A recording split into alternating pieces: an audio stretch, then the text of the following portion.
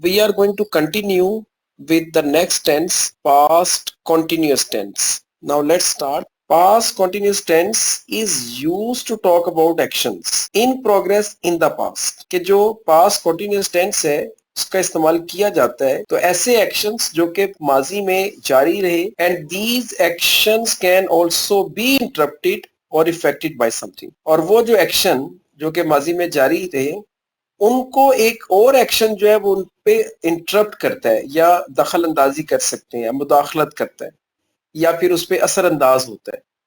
अभी आप ये सिचुएशन को बेहतर तौर पे समझ जाएंगे एग्जांपल्स के जरिए। सो हम क्या करते हैं इसमें, we use was and were plus ing form of the verb in past continuous tense to describe the following situations in English language। अब पहला यूज है to talk about past actions in progress on certain time, के माजी में action जो कि जारी रहे एक मखसूस वक्त पे। Last Sunday I was traveling to Karachi at this time, के पिछले संडे इस वक्त मैं कराची की तरफ सफर कर रहा था। सो ये जो एक्शन है ये एक एक्शन जारी है और कब, पिछले संडे इस वक्त। तो ये जो टाइम है इसको मखसूस किया गया है। At 3 PM I was having lunch with my friends, कि 3 बजे मैं अपने दोस्तों के साथ दोपहर का खाना खा रहा था। They were standing at the bus stop and waiting for bus, कि वो बस स्टैंड पे खड़े बस का इंतजार कर रहे थे। I was reading a book before the class, कि क्लास से पहले मैं किताब पढ़ रहा था या पढ़ रही थी। Yesterday he was boating in the river, कि कल वो कश्ती चला रहा था दरिया में। She was using laptop before 1 hour, कि 1 घंटा पहले वो लैपटॉप का इस्तेमाल कर रही थी। We were enjoying the fresh air in the park, कि हम पार्क में फ्रेश एयर एंजॉय कर रहे थे। She was getting ready to go to college at 7 AM, कि 7 बजे सुबह वो तैयार हो रही थी कॉलेज जाने के लिए। अच्छा देखिए ये जो सेंटेंस है ना अभी भी ये कंप्लीट नहीं है। जैसे मैं कह रहा हूं कि वो सुबह 7 बजे कॉलेज जाने के लिए तैयार हो रही थी, तो आपके ज़हन में आएगा अच्छा फिर क्या हुआ, मतलब ये एक बात आपको भी नामुकम्मल लग रही है। सेंटेंस तो पूरा है कि वो सुबह 7 बजे तैयार हो रही थी कॉलेज जाने के लिए, लेकिन इसमें अभी एक थोड़ा सा पार्ट है जो कि हम इसमें ऐड करेंगे। अब ये वो पार्ट है जो इसको एक दूसरा एक्शन असरअंदाज करेगा या इसमें दखल अंदाजी या मुदाखलत करेगा। तो आप इसका यूज टू देखें, to talk about in progress actions, के बात करना के मुतल्लिक एक्शंस की जो कि जारी है, इंटरप्टेड और इफेक्टेड बाय समथिंग, जो कि इंटरप्ट यानी कि मुदाखलत होती है या असरअंदाज होते हैं एक दूसरे एक्शन से। अब यहां पर आपको दो टेंसेस का एक साथ इस्तेमाल करना है। एक क्या है, पास्ट कॉन्टिन्यूअस टेंस जो कि वॉज एंड वर के साथ आईएनजी फॉर्म है, और एक होगा पास्ट सिंपल जो कि second form of the verb है। तो ये दो टेंसेस जब एक साथ यूज होंगे तो फिर सिचुएशन जो है वो क्लियर हो जाएगी। जैसे आप इन एग्जांपल्स को देखें, I was sleeping in my room, मैं अपने कमरे में सो रहा था। When someone knocked on the door, जब किसी ने दरवाजे पे दस्तक दी। ठीक है, अगर मैं आपको इतना जस्ट कहूं कि मैं कल अपने कमरे में सो रहा था तो आप कहेंगे फिर क्या हुआ, तो वो नेक्स्ट जो इसकी सिचुएशन है वो क्लियर करने की जरूरत बनती है। ठीक है, ये हमारी उर्दू में भी ऐसे ही होता है। अभी आप आगे कुछ एग्जांपल्स देखें। When I met her last time, जब मैं उससे आखिरी दफा मिला, ये सेकंड फॉर्म होगी past simple. She was working in a private company, वो एक प्राइवेट कंपनी में काम कर रही थी। तो बेसिकली दो टेंसेस होंगे एक साथ। तो जो एक्शन जारी है वो वॉज एंड वर्क के साथ आईएनजी फॉर्म, और जो एक्शन असरअंदाज हो रहा है वो सिंपल आपकी second form of the verb है। इसी तरह कुछ और आगे एग्जांपल्स देखें। They were playing football when suddenly it started rain, कि वो फुटबॉल खेल रहे थे जब अचानक बारिश शुरू हुई।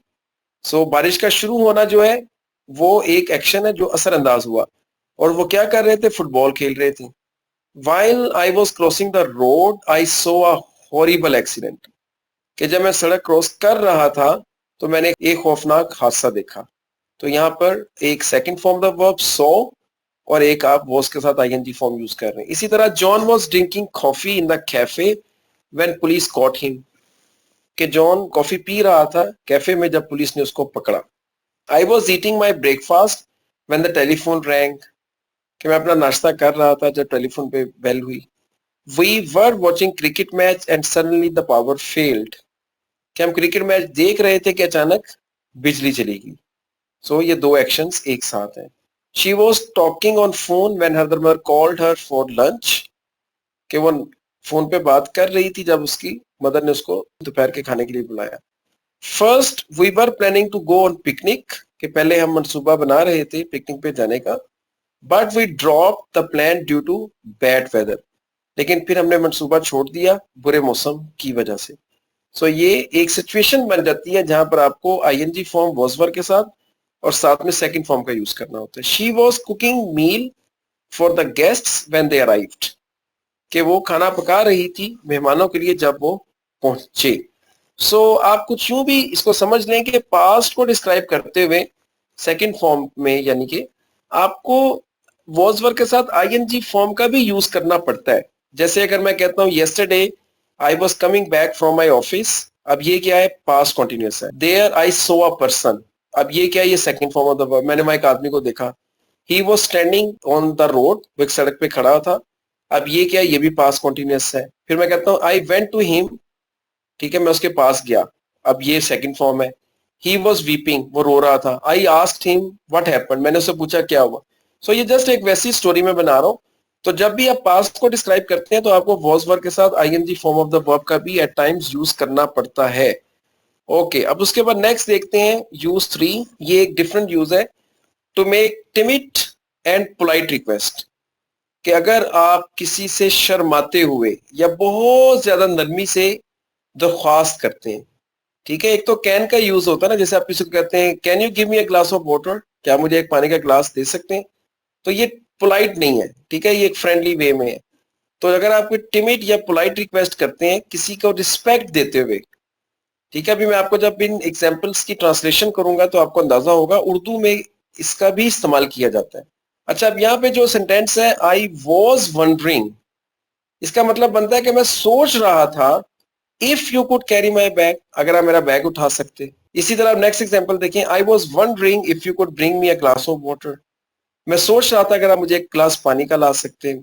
अच्छा, ये अब रिक्वेस्ट जो डायरेक्ट नहीं है कि मुझे एक ग्लास पानी का ला दें, तो ये हमारा एक अंदाज होता है अक्सर औकात एक रिक्वेस्ट को नरमी से या शर्माते हुए करते हुए। इसी तरह माइट का भी यूज हो सकता है, माइट और कुड जो है दोनों यूज हो सकते हैं। I was wondering if you might wait for some time, कि मैं सोच रहा था अगर आप कुछ देर इंतजार कर सकते। I was wondering if we could arrange party on Friday, कि मैं सोच रहा था अगर पार्टी हम फ्राइडे को कर सकते। आप बजाय इसके कि आप उसको डायरेक्ट रिक्वेस्ट कर देते कि आप फ्राइडे को पार्टी करें, लेकिन आप उसको शर्माते हुए और पोलाइटली एक रिक्वेस्ट कर रहे हैं। I was wondering if you could not tell him, मैं सोच रहा था अगर आप उसको ना बताएं या बता सकते। तो इसी तरह ये बाकी एग्जाम्पल्स भी हैं माइट और कुड का यूज करते हुए आई वॉज वंडरिंग के साथ एक टिमिड और पोलाइट रिक्वेस्ट के लिए। उसके बाद नेक्स्ट, अब एक और इसका डिफरेंट यूज है, और ये हमने प्रेजेंट टेंस में भी देखा था, सॉरी प्रेजेंट कॉन्टिन्यूअस टेंस में, कि कोई चीज जो कि आपको इरिटेट या फ्रस्ट्रेट करती है। अब यहाँ पे ये पास्ट है, आपको माजी में किसी चीज ने अगर कोई इरिटेशन या फ्रस्ट्रेशन दी है किसी चीज ने या किसी शख्स ने, तो उसके लिए आप कुछ यूं सेंटेंस बना सकते हैं, she was always making mischief in the class, कि वो हमेशा क्लास में शरारतें करती रहती थी, ठीक है, वो प्रेजेंट होगा करती रहती है। They were always playing loud music, वो हमेशा ऊंचा म्यूजिक प्ले करते रहते थे। He was always listening to English songs, वो हमेशा इंग्लिश गाने सुनता रहता था। My neighbour's dog was always barking at night, कि मेरे मोहल्लेदारों का डॉग रात को हमेशा भौंकता रहता। My ex boss was always keeping an eye on others, कि मेरे जो पुराने या पहले वाले जो बॉस थे वो हमेशा दूसरों पे नजर रखते थे। She was always biting her nails, कि वो हमेशा अपने नाखून काटती रहती थी। His car was always making trouble, उसकी गाड़ी हमेशा मसला करती रहती थी। Her maid was always throwing garbage outside, कि उसके काम करने वाली हमेशा घर के बाहर कूड़ा क्रिकेट फेंकती रहती थी। तो पास्ट में अगर कोई चीज आपको इरिटेट या फ्रस्ट्रेट करती रही है तो उसके लिए आप इस तरह वॉज वर्ब के साथ आईएनजी फॉर्म और ऑलवेज भी साथ इस्तेमाल करेंगे, ताकि उस पर स्ट्रेस दिया जा सके कि ये चीज आपको हमेशा तंग करती रही है। नेक्स्ट कॉन्ट्रैक्शंस हैं, वॉज नॉट को वॉजेंट और वर नॉट को वॉन्ट, ठीक है। अब आप इसको यूज करने की कोशिश करें बजाय वॉज नॉट और वर नॉट के। सो अब आपके पास ऑलरेडी हेल्प वर्ब्स हैं, ठीक है, तो अब जो आपके टेंसेस हैं ये तो इस लिहाज से बहुत आसान हो गए कि इनको नेगेटिव और क्वेश्चन जो आपने करना है वो ऑलरेडी हेल्प वर्ब सेंटेंस में है। तो जैसे आप इस एग्जांपल को देख लेते हैं, एक they were watching movie when the storm came, कि वो लोग फिल्म देख रहे थे जब तूफान आया। तो जब इसको हम नेगेटिव करेंगे, दे weren't वॉचिंग मूवी, वो मूवी नहीं देख रहे थे, व्हेन द स्टॉर्म केम, जब तूफान आया। अब इसी वर्ब को अपने सेंटेंस के शुरू में ले आना है, were they watching movie when the storm came, क्या वो मूवी देख रहे थे जब तूफान आया। और अगर आप नेगेटिव क्वेश्चन जो कि किसी चीज पे हैरत का इजहार करते हुए या जोर देते हुए, weren't they watching movie when the storm came, क्या वो मूवी नहीं देख रहे थे जब तूफान आया। सो ये बेसिकली आपको हेल्प वर्ब्स जो है ये नेगेटिव्स और क्वेश्चन बनाने में इनका मेन रोल है, इनके बगैर नेगेटिव्स और क्वेश्चन नहीं बन सकते। उसके बाद शॉर्ट आंसर्स हैं, ये भी हम काफी दफा डिस्कस कर चुके हैं अब तक, कि अपने हेल्प वर्ब्स जो हैं अकॉर्डिंग टू द टेंस उनको अपने प्रोनाउंस के साथ यूज करना होता है, आई, वो, यू, दे, ही, शीट के साथ। जैसे अगर यहाँ पर आपसे पूछा जाए was I telling a lie with you, जैसे अगर मैं कहता हूँ मैं आपसे झूठ बोल रहा था, तो आप कहेंगे यस यू वर, या नो यू वॉन्ट। या जैसे अगर आपसे पूछा जाए were you watching movie yesterday, कल आप मूवी देख रहे थे, तो आप कहेंगे यस आई वॉज, या नो आई वॉजंट। या फिर वर दे वेटिंग फॉर अस, क्या वो हमारा इंतजार कर रहे थे, तो हम कहेंगे यस दे वर, और अगर नहीं तो नो दे वॉन्ट।